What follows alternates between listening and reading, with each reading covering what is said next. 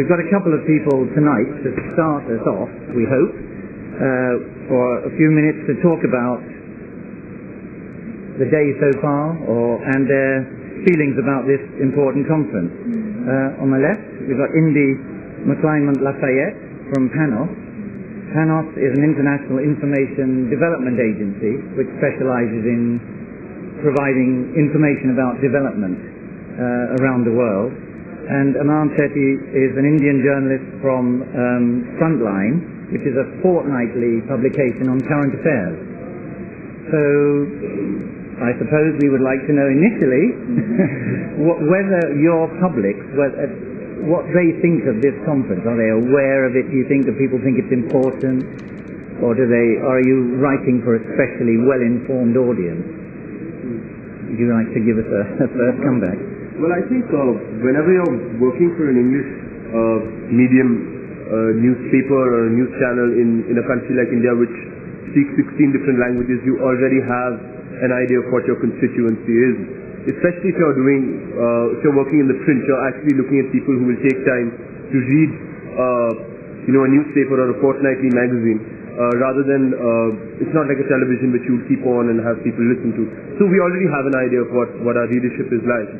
So our readership sort of shares a lot of the concerns that our editorial team does, and as a result of which, climate change is something that we have been looking at now. We did a cover in the beginning of this year, and so yeah, I think it's gradually making its way up the charts, as they say, to some sort of debate. But we haven't really had a wide public debate on the idea of climate change yet in India. Yes, is that the same in the Caribbean? Because you work not only in print but in electronic media as well. Right.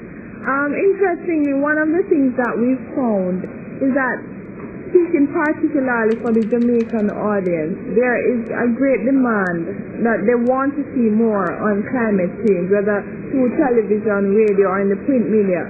We did a knowledge and assessment study, and about 90% said yes, definitely want more information. So they are informed on the issues. I think what we need to work at, and coming out of this, is just some of the more practical ways that people can adapt and adjust to climate change impact.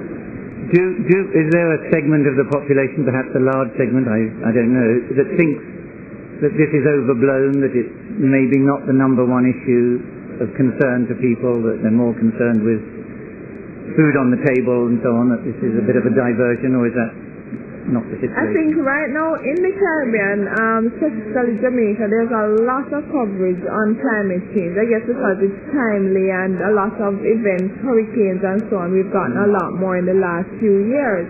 So I think the relevance is being seen, but I am not so sure sometimes in terms of the links in persons' lives, how strong that link is. And so you might find that persons might say, yes, it's a lot of talk, but what does it mean for me? Well, there's certainly a lot of talk here, and I guess we'll all find out gradually what it means to us. Is that similar in India, do you think? Well, to be honest, I don't see an election being fought on the climate change issue like we've seen in Australia. I don't see that happening for a long time. Elections at this point are only now being fought on issues of, you could say, development issues. We're still looking at 70% of India which is working under severe sort of constraints of healthcare, of sanitation, nutrition. A recent study showed that the per capita availability of food grain in India has actually dropped in the last 10 years and is now reaching Bengal famine levels. So when we're looking at a situation like that, I think it's going to take some time. And India, I think, has parts of India are facing the impacts of climate change. We are seeing things on our coastline. Sea level rise will affect us. But right now, I think that it's not something that's hit the radar. But I suppose the Bali Conference, there has been coverage, so perhaps we'll build on it year on year. Yes. I think that's the same even in the West, actually. I mean, certain countries have a concern, but a long way to go yet, and people are, I think, waiting to bring the message home more. But what about first impressions? Because these are very extraordinary events of 10, 11,000 people. It's like a whole city jumped down here in Bali, in the middle of Bali. Just, you have a sort of impression of the way this conference is run. It's very hard to put across how complicated and how many layers there are, because there's the official talks going on, there's talks behind closed doors that we don't get to hear about immediately, there's NGOs beavering away, there's parallel events. Do you find it a sensible way to conduct business? On the one hand, I suppose the conferences reflect the fact that when you're looking at so many stakeholders, how do you come up with a negotiation process that actually makes space for all these stakeholders? The fact is that I don't know how truly representative the conference itself is, given the fact that I don't know how truly representative democracy in India is. So given that you have basic problems of representation, then I suppose those will dog any such conference.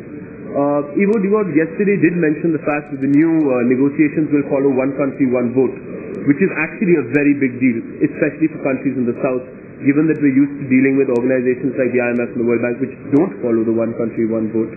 So I think that means that it's become a little more democratic, and that the countries of the global south will be seeing, perhaps will have a greater voice. But the conference itself, it's pretty bewildering, but it's only day one. So hopefully by the time we get into the second week, we probably have a better idea of how to break it down purely as journalists for our readership.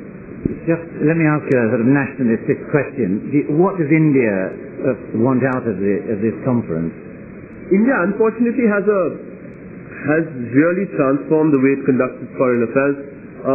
We once upon a time had a really principled foreign policy. We had something, we launched the non-aligned movement. Virus database has been updated. And things like that. But now we see India as actually working like any other large imperialist country. I think that the economy is being blown up, and as the economy grows, we're going to start flexing that economic muscle.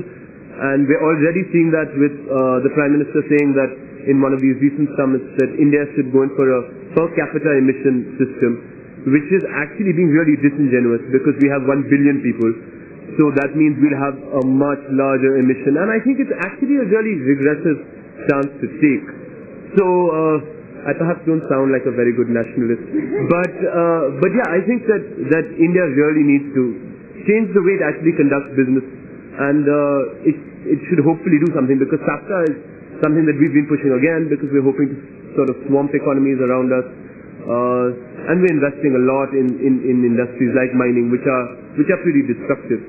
And we're investing in Africa. So, and a lot of the CDM projects that India has signed up have come under the scanner because there are massive problems of equity, of displacement, and there are questions that actually a lot of the credits might just be dubious. So I think, I would hope that India would just clean its act up. That's what I would hope. Yes.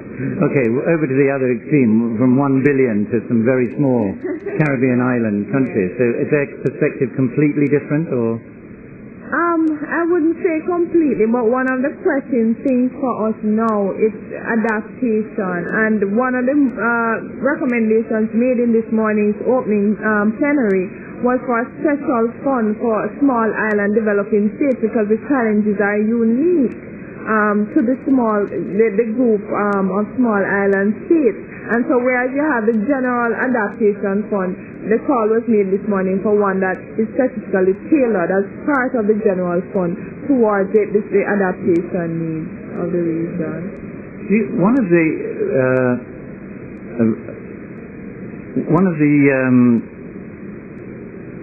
I've just been passed a note, and this is a very good point, so I'm going to make it for people who are coming in all the time, because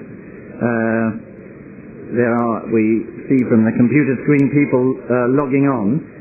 This is Danniel Nelson of OneWorld, and in Bali, and I'm talking to Indy McClymont Lafayette from the Panos Institute, and Aman Sethi from Frontline. And we're here at the Bali Conference trying to make sense of 2 weeks of very intensive negotiations.